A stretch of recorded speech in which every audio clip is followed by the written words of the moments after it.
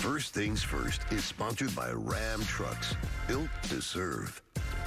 Good morning, everybody. We made it to Friday. I'm Jenna Wolf alongside the Nick Wright, Brandon Marshall, looking dapper, but not as dapper as Kevin Wildes, who, after all the pressure yesterday, has succumbed to the very fancy man tie. So, Kevin Wildes, thank you for dolling it up for all of us today. It's been like 170 days since somebody's worn a tie on this show. And he's sitting in his living room wearing a tie, too. Yeah, it's all good. Well, let us talk about the elephant in the room, shall we? Yesterday we asked where Le'Veon Bell could possibly end up. Le'Veon Bell is headed to the Kansas City Chiefs. The defending Super Bowl champs signed a three-time Pro Bowler to a one-year deal, a big boost for that Kansas City offense. They've been relying heavily on the rookie running back Clyde Edwards-Helaire. Well, Le'Veon took his excitement to Twitter with this: Kansas City, Chiefs Kingdom, thank you for the opportunity. Let's go. Patrick Mahomes followed it up, equally as excited, tweeting, "Welcome, my brother. Let's get it." So, Nick, we talked about this yesterday. You didn't seem 100% sold on the idea. Now that it's official, now that it's settled in, are you more excited about adding a guy like Le'Veon Bell, that caliber of a running back, to your offense, to the Chiefs' offense?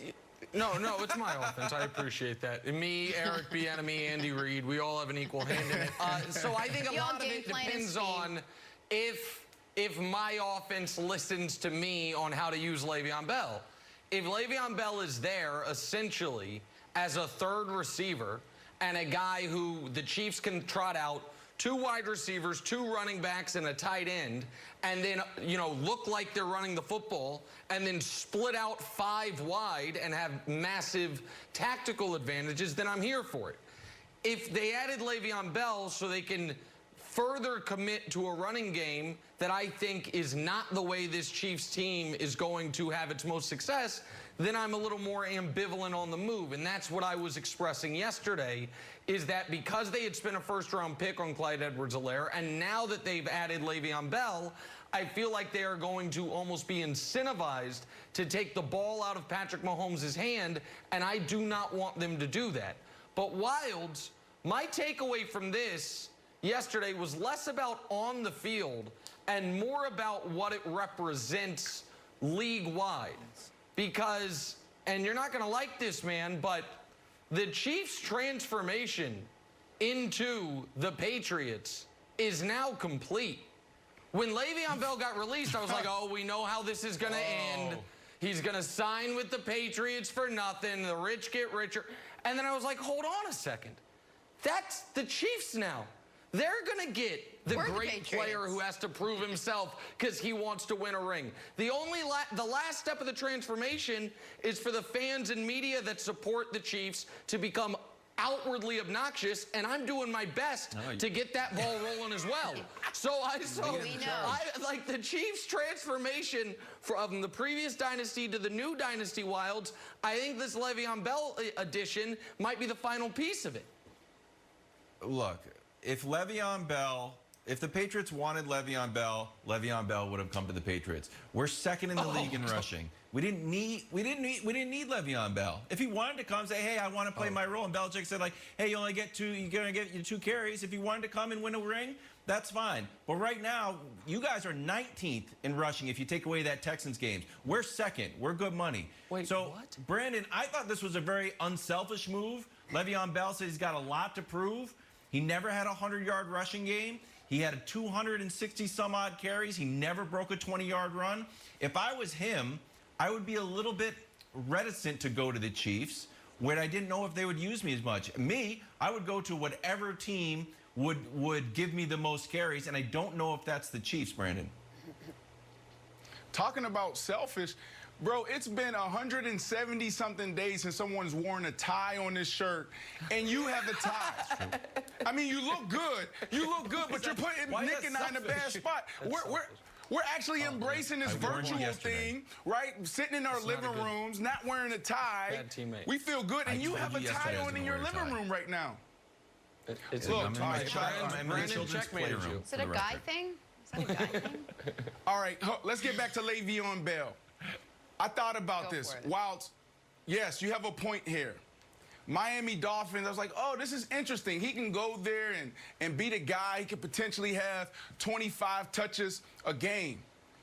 And he could get his career back on track. And then I thought about having the best of both worlds in the Kansas City Chiefs. This is a guy that's going to be used finally the proper way. Adam Gase never adjusted. Adam Gase never put him in the same position the Steelers put him in. The Chiefs, there's an argument that the Chiefs may use Le'Veon better than Ben Roethlisberger and the Pittsburgh Steelers did. This can be scary. Oh, that's now, there's a lot of people out there thinking like, well, is he the same guy? If you turn on tape, he lost this step. The burst isn't there. The feet isn't there. The vision isn't there. Well, they said the same thing about me in 2011 when the Miami Dolphins traded me to the Chicago Bears. I just went for 1,500 yards, almost 12 touchdowns, All-Pro, Pro Bowl. And then, the Bears did the same thing. Oh, let's trade him to the New York Jets. He's done. He's washed. 1,500 yards again, All-Pro. Pro Bowl, 14 touchdowns. And I think about Le'Veon in this way. Yes, he has a lot to prove, and this is going to be a great fit. Mahomes can lean on him. Andy Reid's going to use him. I like this, Jenna. All right, so a couple things real quick, Jenna. One is I'm supposed to be the numbers guy, but I'm going to have to steal a page out of Kevin Wild's statistical playbook because it's a really interesting thing he does, which is you remove the best time a team did something and then say without that they suck. We saw this starting with the Finals MVP. It's like if you remove this game that hurts my case, Anthony Davis Finals MVP. And I don't know if the audience heard it. They're like, hey, if you remove that game, the Chiefs ran the ball really well. They're not that good at running the ball. So I'm going to have to try to work that into my repertoire.